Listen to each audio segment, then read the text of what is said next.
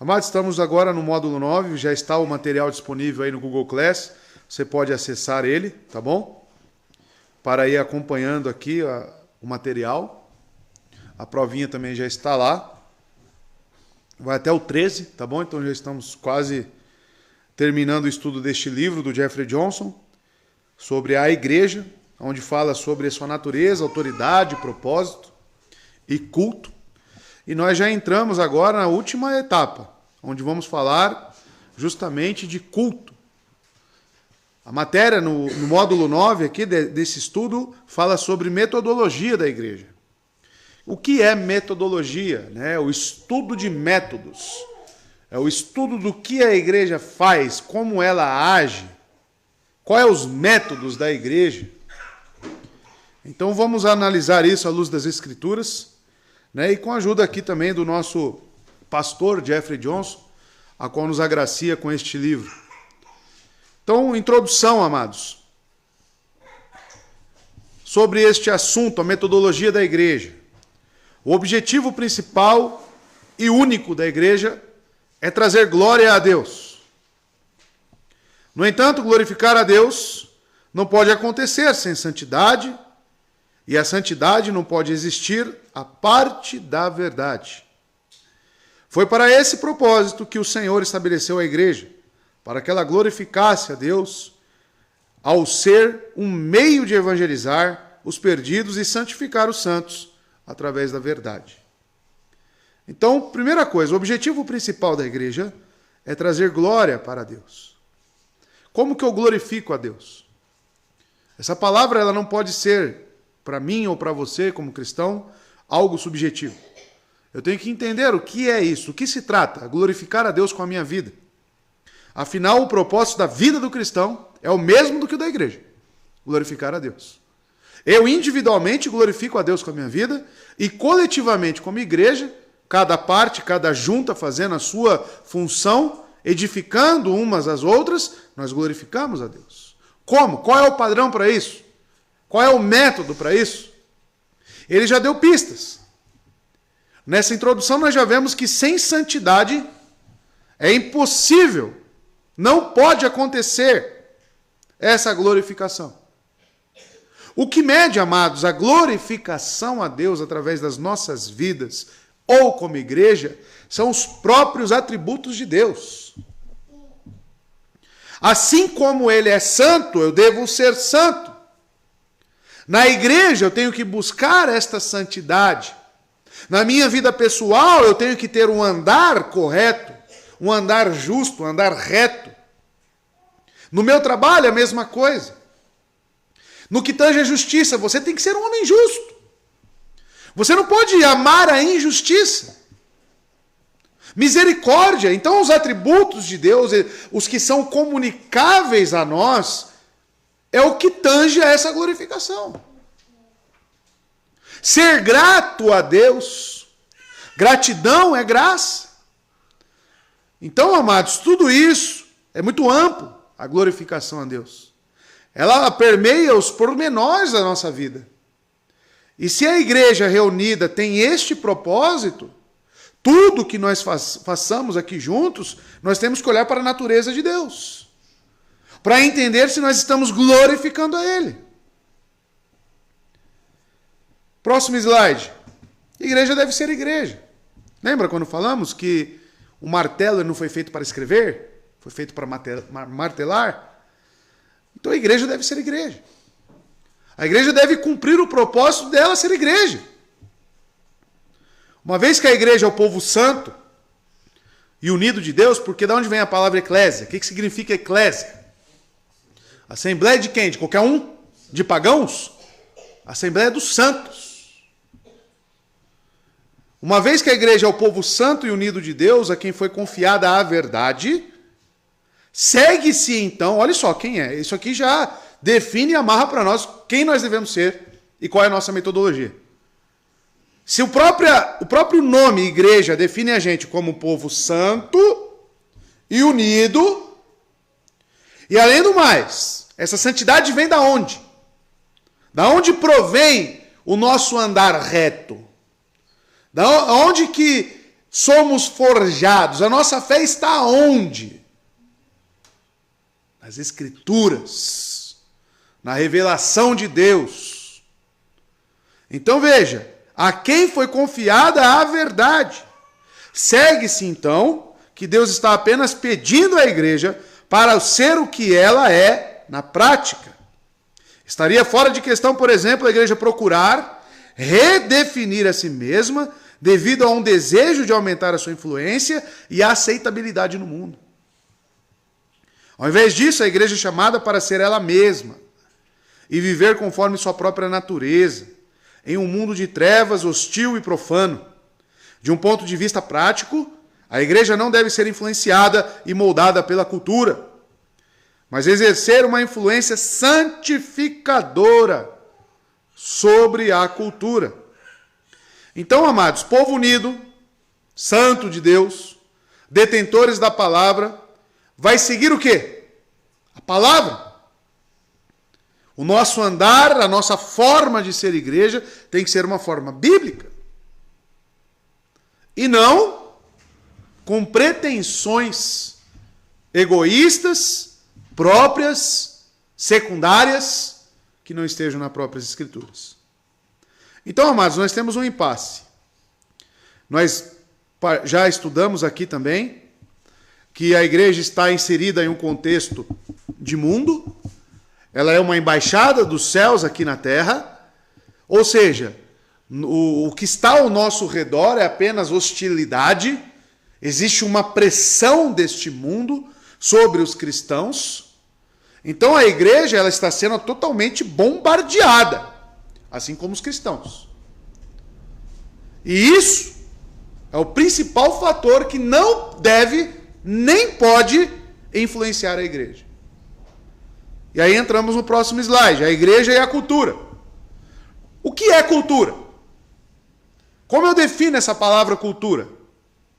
São os valores somados através do tempo em que a sociedade vai adquirindo usos, costumes, e isso acaba somados se tornando uma cultura, uma forma de se viver. Então a igreja ela está inserida nesta construção de valores. Mas a pergunta é, essa construção de valores, essa cultura adquirida da sociedade, até onde que ela entra nas Escrituras? É precisamente nesse ponto, a forma como a igreja se envolve com a cultura, que a igreja é tentada a abandonar o seu propósito. A Bíblia é clara ao dizer que a igreja é santa, e é chamada a ser santa, e o mundo é profano e sempre será profano. A cultura do mundo é moldada por seus valores. Quais são os valores da cultura? O que a cultura rege para nós hoje? Ou seja, amados, as coisas da carne. Enquanto a cultura da igreja é moldada pelos valores dela, que são quais? Os valores da igreja? Então nós temos dois opostos. Nós temos dois opostos. E a nossa grande preocupação é até onde um e o outro conversa. Até onde um ou outro conversa. Então, amados, existe um grande impasse hoje nas igrejas e em nossas vidas, que é justamente discernir isso. Até onde eu vou? Até onde eu não vou? Até onde me é lícito? Paulo diz que tudo me é lícito. Isso significa que você pode ver da forma como você quiser? Não. Então, amados, a igreja não pode abandonar seu propósito. Ela tem que viver conforme os valores do Espírito e não conforme os valores da carne. Está vendo, mais uma vez, é incrível, né? Como quem tem voz na mídia, quem aparece nesses podcasts aí, com milhões de pessoas assistindo, é sempre pessoas ruins, né? Estavam debatendo a questão de Estado e igreja, e justamente esses valores. Até onde que o Estado ele tem que interferir nos valores das pessoas e na reger, né? Temos estudantes de direito aqui na sala, né, que ensinam vocês lá a decorar a lei, né? Não a interpretar a lei, né, e poder discernir. Estava falando com a Laura esses dias. Amados, levaram aquele pastor da Adventista lá, aquele Rodrigo, um herege de mão cheia, né, e começaram a falar sobre aborto, né, a questão do aborto. E ele tem uma versão cultural, simplesmente cultural. Ah, se uma menina de 9 anos engravidar, eu sou a favor do aborto. Eu sou a favor do aborto. Uma pessoa, amado, um pastor que fala certas coisas, realmente não deveria nem ter esse título. Deveria nem ter esse título. Porque nós entendemos que todas as coisas são movidas pelos decretos de Deus, pela sua vontade soberana. Então, amados, resumindo, tá? Vou seguir em frente. Tá? A cultura não pode moldar os nossos valores. Tá? Temos um texto de 2 Coríntios 6, 14 a 18, onde Paulo vai dizer: não se põe em julgo desigual com descrentes. Pois o que tem em comum a justiça e a maldade? Ou que comunhão pode ter a luz com as trevas? Que harmonia entre Cristo e Belial? Que há de comum entre o crente e o descrente? Que acordo há entre o templo de Deus e os ídolos? Pois somos santuários de Deus, do Deus vivo. Como disse Deus, habitarei com eles e entre eles andarei. Serei o seu Deus e eles serão o meu povo. Portanto, saiam do meio deles e separem-se, diz o Senhor. Não toquem coisas impuras, e eu os receberei. E lhes serei pai, e vocês serão meus filhos e minhas filhas, diz o Senhor Todo-Poderoso. Tá? Diz o Senhor Todo-Poderoso. Então aqui temos uma vontade de Deus para o povo cristão. No próximo slide eu defini aqui a palavra, o que é esse jugo desigual, que vem do grego heterozúgio. A definição para essa palavra, a qual Paulo toca aqui, não se ponham em jugo desigual. O que ela significa? Muitos acham que isso aqui é apenas para relacionamentos conjugais. Ou, né, entre os namoricos cristãos aí, que nem isso nós abordamos aqui nesta igreja. Então a palavra significa submeter-se a julgo desigual ou diferente, estar desigualmente unido, então se aplica sim em cônjuges, mas além disso, ter comunhão com alguém que não é semelhante. 2 Coríntios 6,14, onde o apóstolo proíbe os cristãos de terem relações com os idólatras. A idolatria não está apenas na pessoa, está também na cultura. A cultura, ela está totalmente permeada por valores carnais. Os nossos governantes, hoje em dia, com algumas filosofias, amados, e até mesmo princípios e valores, existe uma tal de agenda globalista. Se os irmãos pesquisarem o que isso é, né, a Agenda 2030, se os irmãos forem ler o que é isso, que rege a ONU, que os ministros do STF, que são o órgão máximo de justiça do nosso país, seguem essa agenda. Se vocês forem analisar o que está lá nessa agenda, vá pesquisar. O irmão vai ver que são valores bíblicos, são valores que coadunam com a nossa fé.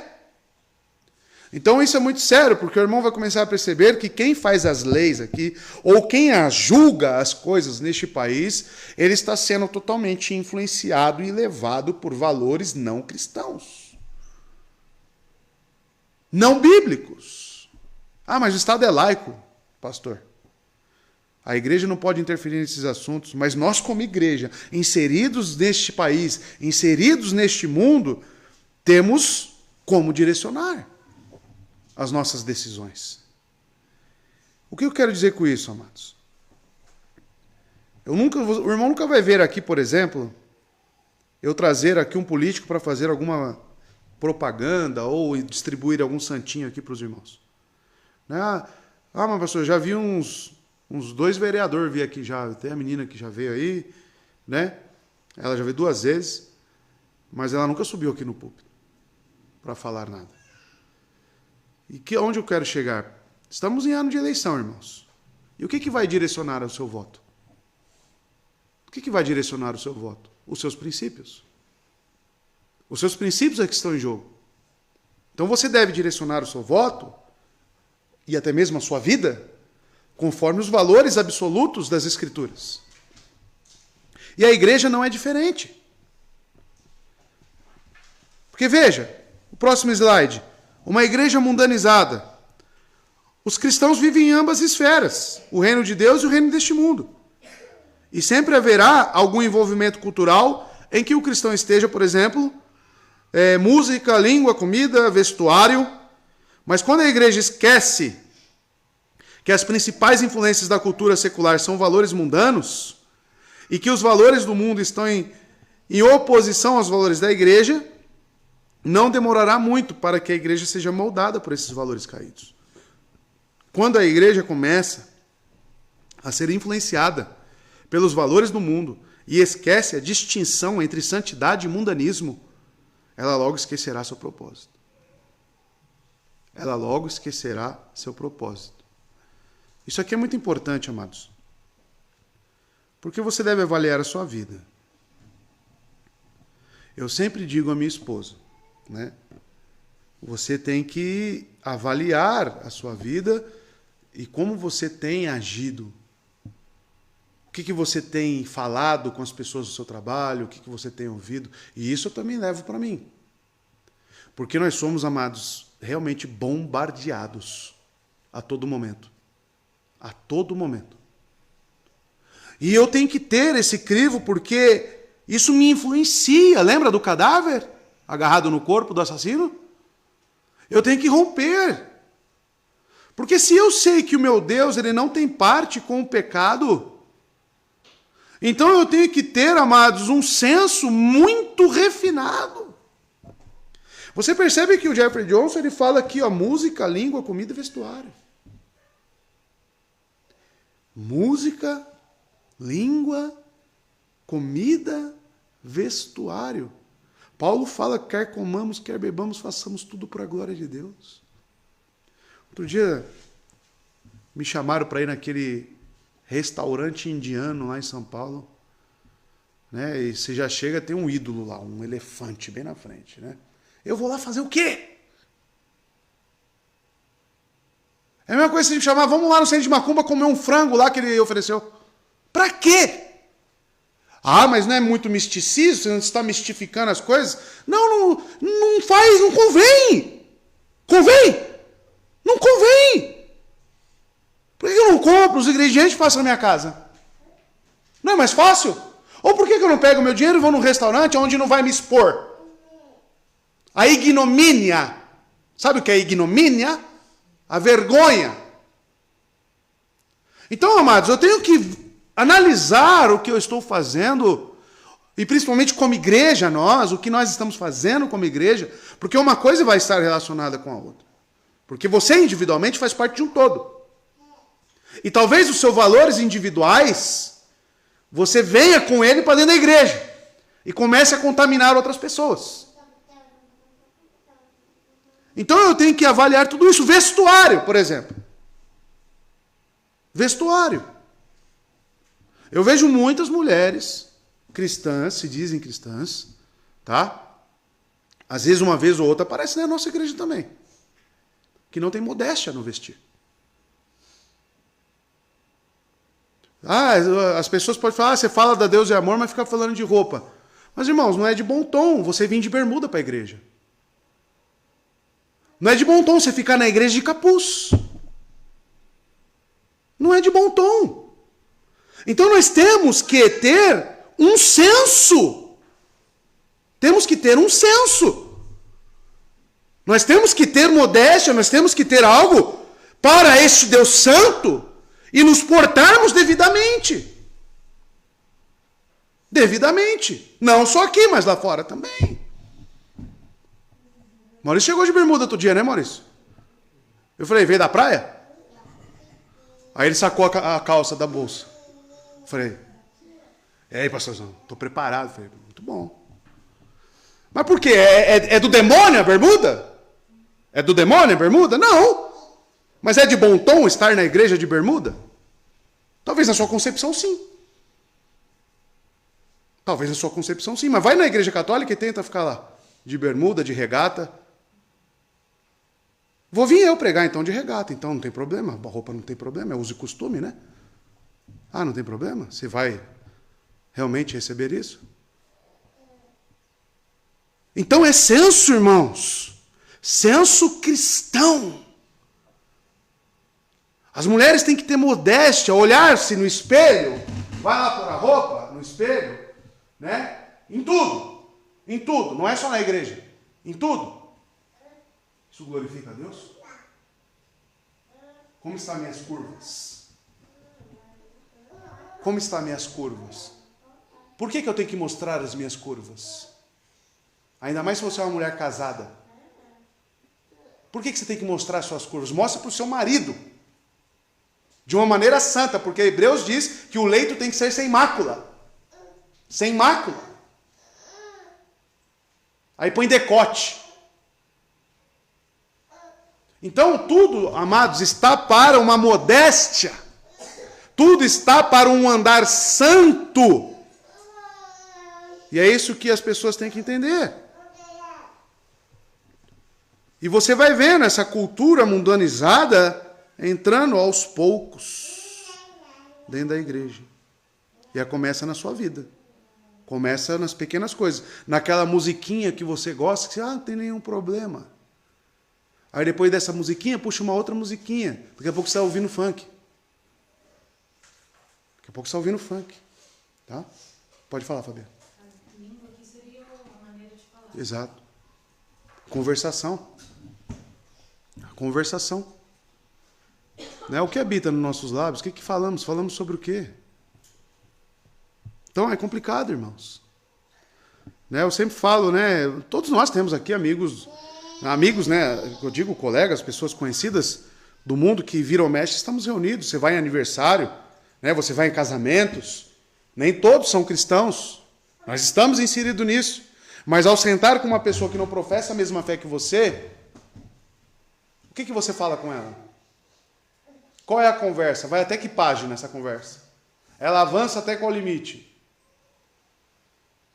Então é um senso cristão. E quando eu oro aqui à igreja, pedindo maturidade à igreja, justamente para medir isso. Para medir isso. Você tem que ter uma conduta. Então veja, amados. Quando a igreja começa lá no final a ser influenciada pelos valores do mundo e esquece a distinção entre santidade e mundanismo, ela logo esquecerá seu propósito. Logo esquecerá. Aí o próximo slide, o slide 8, né, minimizando a santidade da igreja. E esse é o próximo passo. Esse é o próximo passo. Frequentemente as igrejas começam a se distanciar de Deus e a comprometer sua santidade em busca de ampliar seu impacto e influência na sociedade. Isso não quer dizer influenciar a cultura. Não quer dizer influenciar a cultura seja um objetivo mau, mas ele nunca deve ultrapassar o objetivo principal. Por quê? Porque uma vez que alcançar o homem se torna uma preocupação mais elevada do que a preocupação de glorificar a Cristo, o propósito da igreja passa a obedecer ao método que é mais eficaz para atrair pessoas à igreja. E aqui tem uma linha muito tênue. Tem uma linha muito tênue aqui. Porque, ao mesmo tempo que nós olhamos, temos que alcançar almas? Temos. Como? Pregando o Evangelho. O que é o Evangelho? O que é o Evangelho? As pessoas começam a usar o pretexto de evangelizar, de alcançar almas, e não importa o que você faça para alcançar isso. Não importa. Então, amados, perceba. O propósito da igreja passa a obedecer ao método que é mais eficaz para atrair pessoas à igreja. Do que o quê? Com a preocupação. Isso suplanta a preocupação em glorificar a Cristo. Como devemos pregar o Evangelho? Pregar o Evangelho nós sabemos que nós devemos fazer. Mas como? Como? Como que se prega o Evangelho, amados? Como que você vai pregar o Evangelho? Você pode pregar de várias formas. Eu já vi isso, eu fui em acampamentos de missões, né? E missões, trazia pessoas missionárias em vários países, em vários lugares. Até onde que a cultura tem que ficar? Nós vimos aqui o Benício falando sobre a África. E se você analisar, né? Até que ponto a cultura africana lá influenciou ele? Ou o método evangelístico? Você vai chegar num país, ele vai ter lá rituais de magia negra, né? Vai ter os costumes deles. Aí você vai falar que não tem problema. Permanece aí, o importante é você crer em Cristo. Não vou influenciar na cultura. A grande questão é a nossa glorificação a Deus, que está para a santidade, ela tem que mudar essa cultura ou não? Então, quando eu penso em evangelismo, e a igreja tem esse propósito de evangelizar, ela não pode perder a preocupação em glorificar a Cristo. E glorificar a Cristo é estar dentro dos seus regimentos, das suas vontades, dos seus atributos. Mas o que acontece na maioria das vezes? Abre-se mão da santidade com o pretexto de se ganhar almas. Aí está tudo errado. Você deve pregar o evangelho da forma correta. Cristo, quando andou nesse mundo, ele teve que se amoldar a algum tipo de cultura? Tanto que a própria cultura foi contra ele. O próprio judaísmo, o próprio sistema da época foi totalmente contra ele. Não minimize a santidade da igreja. Secularizando a santidade. Isso aqui também pode ser não apenas minimizar, mas secularizar. Do que se trata? O problema é que as pessoas seculares não estão interessadas em adorar e a se submeter a um Deus santo. E visto que pessoas carnais não são atraídas por uma igreja cheia de pessoas santas que adoram um Deus santo, a igreja é tentada a secularizar a santidade para ganhar a atenção e a aprovação de uma sociedade secular. Ou seja, para superar o desdém que naturalmente uma cultura secular sente pela santidade.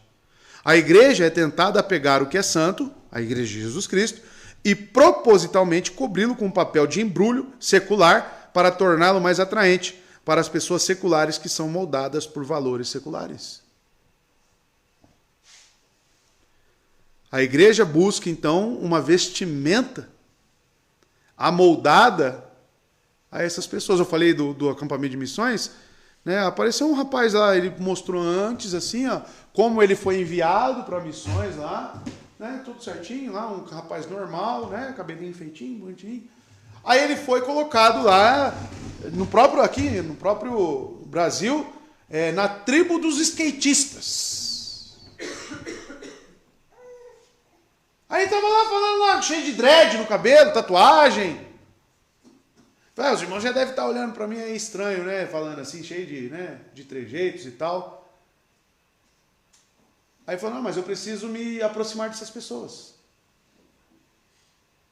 É justamente o que estamos vendo aqui.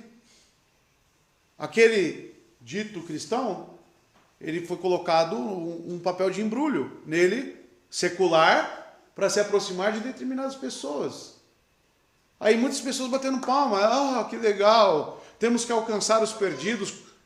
Mesmo que com isso, eu perca as características de Cristo? Mesmo que com isso, o meu andar, o meu linguajar seja profano? Mesmo? E vale a pena? Será que eu posso colocar uma coisa na lata de lixo com o pretexto de adquirir outra? Ou será que as duas coisas caminham juntas? Paulo plantou quantas igrejas, esteve inserido em quantas culturas? E ele se amoldou a alguma coisa? Estávamos aqui analisando ontem o texto de Coríntios. Estou sabendo, ele diz em 1 Coríntios, que existe imoralidade entre vocês. Isso era um problema cultural da época. Em Corinto tinha um templo de Afrodite, irmãos.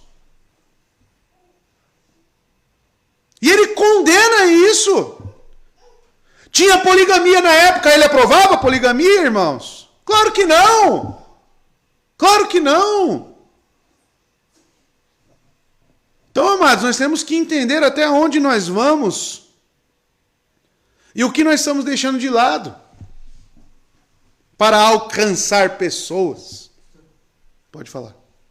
Acho que o texto, acho que é o livro de João, mas a morte quando Jesus está sendo condenado lá no Sinédrio, chega aquela mulher, reconhece Pedro, fala que ele é, e os soldados também, dá algumas características, né? A vestimenta dele, a fala, ele falava com Sim. eles, era diferente de alguma forma, e ele foi tanto reconhecido por conta disso. Exato. Da forma que ele se vestia, como ele falava. Exatamente. Um fato é, irmãos. O cristão fala diferente do mundo. O cristão se veste diferente do mundo. O cristão cheira diferente do mundo. Tudo num cristão é diferente. É isso que eu e você precisamos entender. As pessoas focam muito, né, nos periféricos. Fica endemonizando a roupa. Fica endemonizando a música. A questão não é a música. A questão não é a roupa em si. A questão são os valores que movem a minha vida. Porque roupa é roupa. Se olhar para um biquíni é uma roupa. Por menor que seja. É uma vestimenta. Ainda tem algum, nem mesmo que micro, mas ainda é alguma coisa. Aí o que vai mudar? Meus valores. Meus valores me permitem usar essa roupa? Meus valores me permitem ouvir esta música? Meus valores me permitem assistir essa novela? O pessoal que joga bola comigo lá na segunda vez. Você não vê Pantanal? Não, eu não vejo Pantanal. E nem quero ver. Em casa, irmãos, nem se assiste televisão.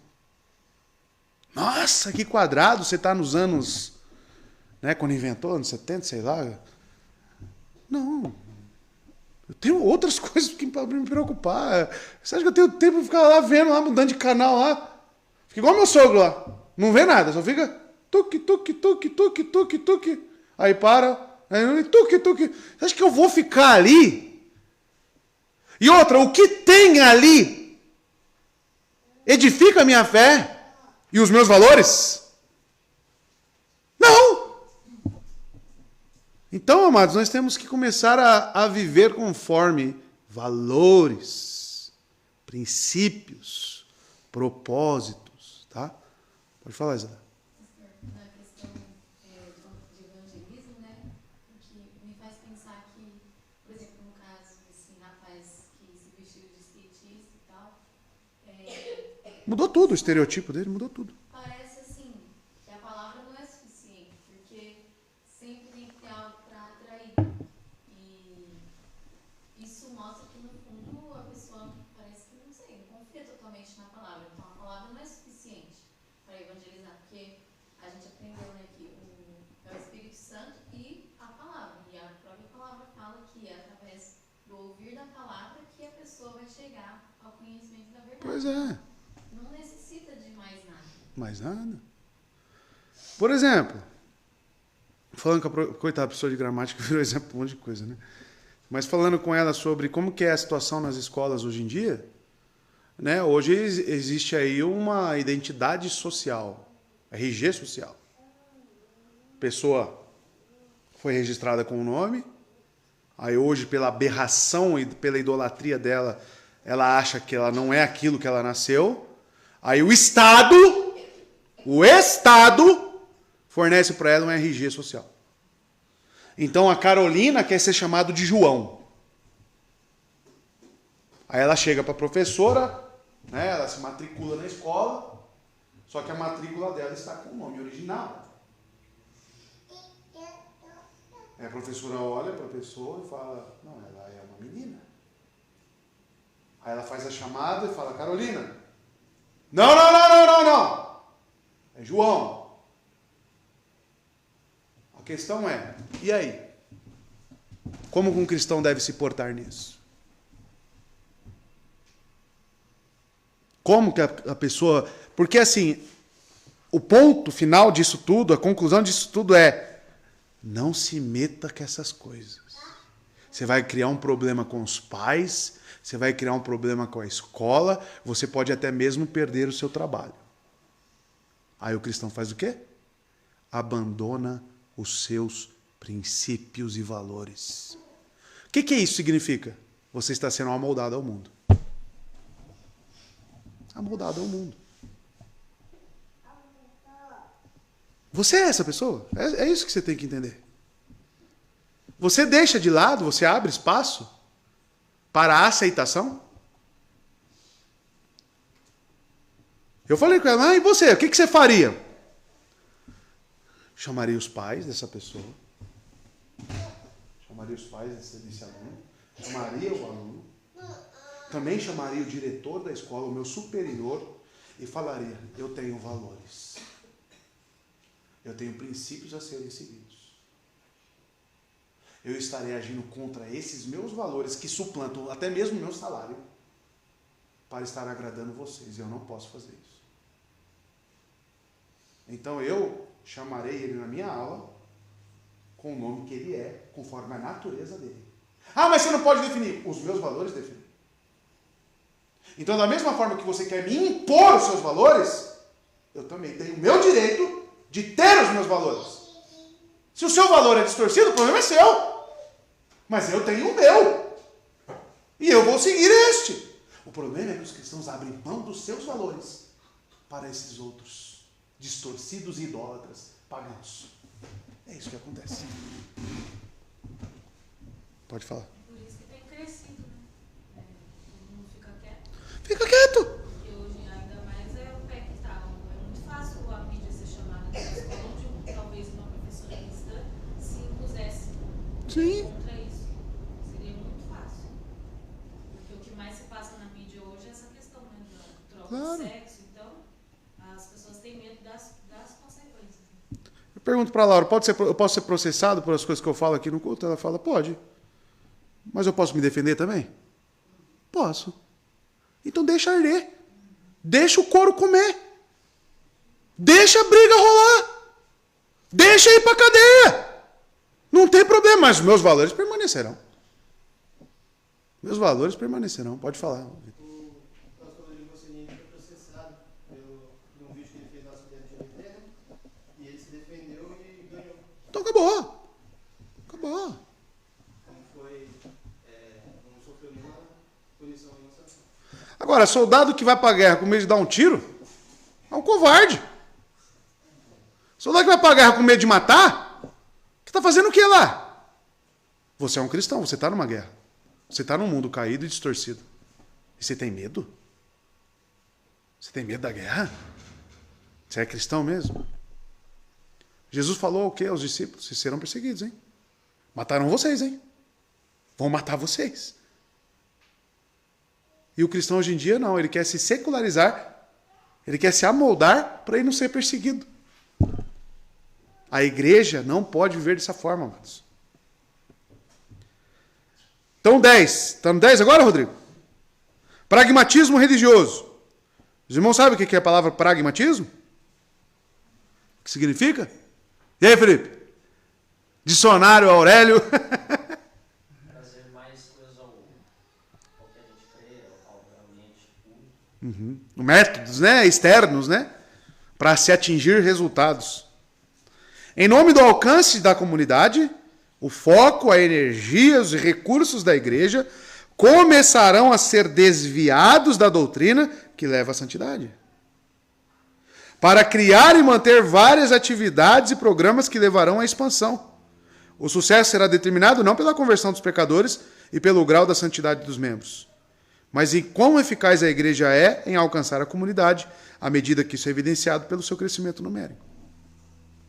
Amados, você ir numa igreja,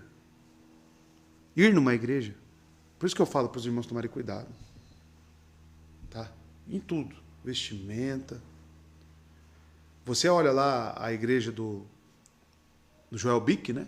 Mostrei para você a foto, né?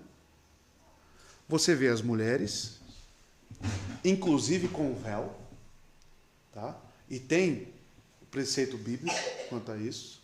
Um dia eu vou expor essa palavra. Fique tranquilo, mulheres. Sua hora vai chegar, tá? Mas você vê as mulheres modestamente vestidas. Os homens modestamente vestidos.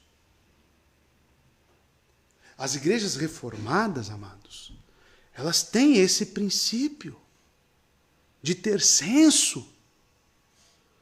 E quando uma pessoa nos visita, quando vem uma pessoa de fora, de outra igreja, ela tem que olhar para nós aqui e ver essa diferença em tudo. Ela tem que olhar para o filho da Ana e do Fábio e falar, que menina educada.